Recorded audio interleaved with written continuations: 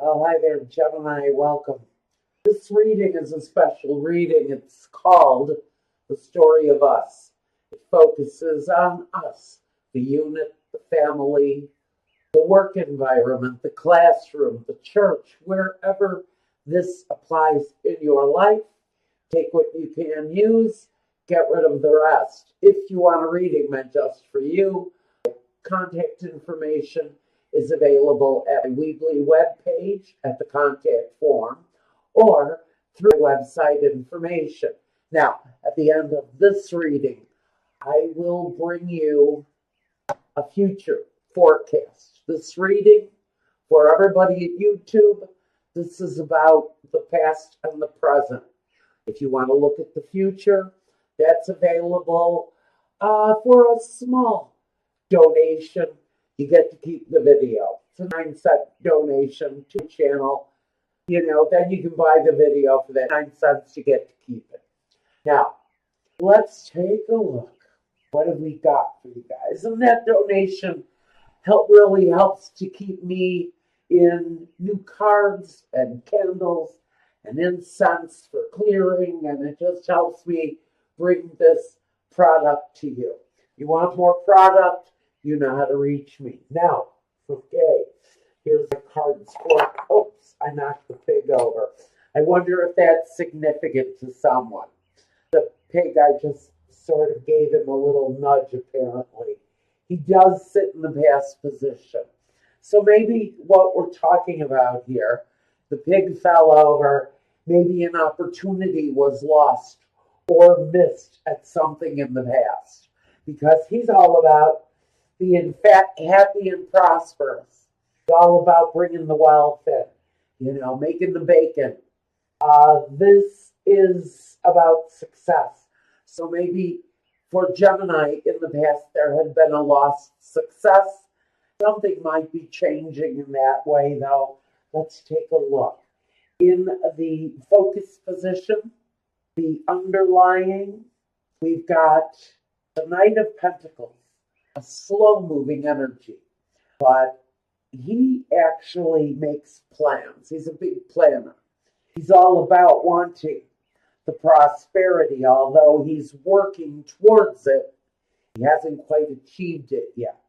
He's on a slow-moving cow this night, which means he kind of plods along, going slow and certainly towards a goal. But we have the Seven of Swords. The Seven of Swords is about deceit.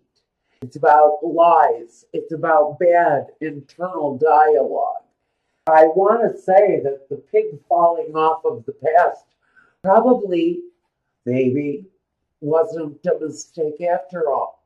Maybe that lost opportunity at prosperity was because you were lying to yourself.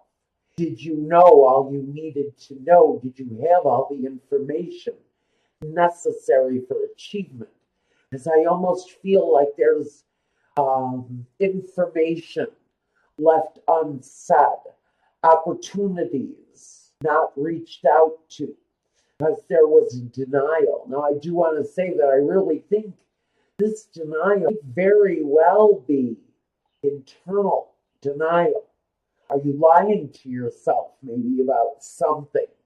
Again, I want to say it was a lost opportunity to maybe walk into a situation with knowledge. Maybe this opportunity for you was a recommended amount of knowledge and you neglected to keep yourself informed. This message to me is very much a lesson that needs to be learned right now. Okay, let's go into the head of Gemini. That's the way you're thinking. Now we have another knight. The Knight of Chalices and the Five of Swords. The conflict. When I look at this is a man standing in the center of all of his thoughts. All of these little people around him represent a thought because it's swords. Each one of those thoughts has his back turned on this man. And this man has got his hands over his ears. Like, I cannot hear what you are saying to me. I'm just not listening. So, in the head of Gemini in the past, you may not have listened to wisdom. When people gave you a piece of wisdom, did you accept it openly? Did you take advice to follow through with what you needed to do to achieve a dream? Did you walk into a situation thinking maybe a little bit cocky? Hey, I know what I'm doing. I don't need the information that everybody's telling me I'm going to need to go into a situation. I'm good. I'm good. I'm good with what I know. And then you walked into the situation and found out that you were just flat out lying to yourself about that opportunity, a squandered opportunity maybe. But I really feel like you're getting an opportunity again. We'll see what happens in the present. Now let's look at the heart of the matter. At the heart of the matter, we have Two of Pentacles and the Strength card. Number one, Strength card tells me you're overcoming something, overcoming a fear, most likely. A fear that maybe says, I have failed in the past. I've knocked my life out of balance. I haven't been able to create a way to further my skills. I'm still juggling between head and my heart what I really want. Maybe you've squandered months, years, up to 8 years I've got here of squandered time for someone. Really just seeking a better way of making a dollar, something that's more in tune with who you are, gives you more balance, something you maybe have fought with some fear in the past. The opportunity is facing you again. Let's take a look at the physical, the body. Well, the Four of Pentacles and the Nine of Swords. So some of you are up sleepless nights, maybe making hay with the night hours. If you're studying for final exams, God, you're the third sign that's getting this. If you're studying for final exams, you are burning the candle at the fence. You are fighting the night. Maybe taking care of the kids in the daytime hours, chasing them around blindly, and then burning the midnight oil, studying as much as you can. Holding on to this opportunity that you know you're facing in the present day. I'm really feeling right here, we're going to get the carryover message on this. Some of you are holding on to the opportunity, even though you may be thinking about letting that opportunity slip by. You don't do it. This is the second message, whoever it is, that I'm supposed to be talking to right now. Don't squander the opportunity that's in front of you. It's there for a reason. It's your karmic destiny. Now, Soul, the Eight of Cups, and the Ten of Cups. Oh, hallelujah. This is what happens when you hold on to the dream.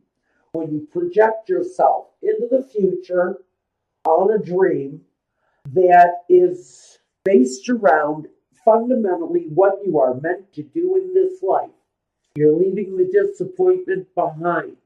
This is on a spiritual level, but when you have this kind of overwhelming sense of joy, it's going to affect every aspect of your life.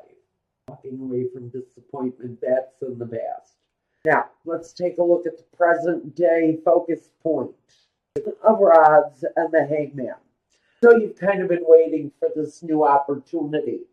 The failure, the sense of failure, the fear of failure, the feeling that you lost the opportunity.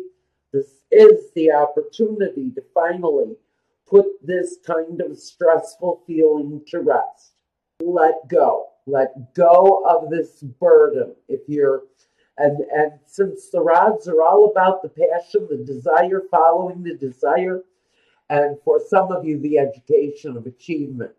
The hangman, he kind of waits around patiently for the right opportunity. But in order to do that, in order to come down out of this state of limbo, this state of waiting, you've got to let go of this heavy energy that's hovering around you. It's connected to the desire for accomplishment, not being able to accomplish this thing yet. Okay, so you've got to focus on coming down off of that state of limbo, because it's time to either accept the success or, unfortunately, have to abandon your dream because of fear of failure.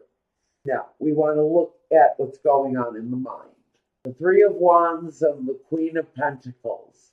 What you're thinking is building on this knowledge. Once you know you've achieved the dream and can come down out of this isolated state, there's growth, there's opportunity, there are ships coming in.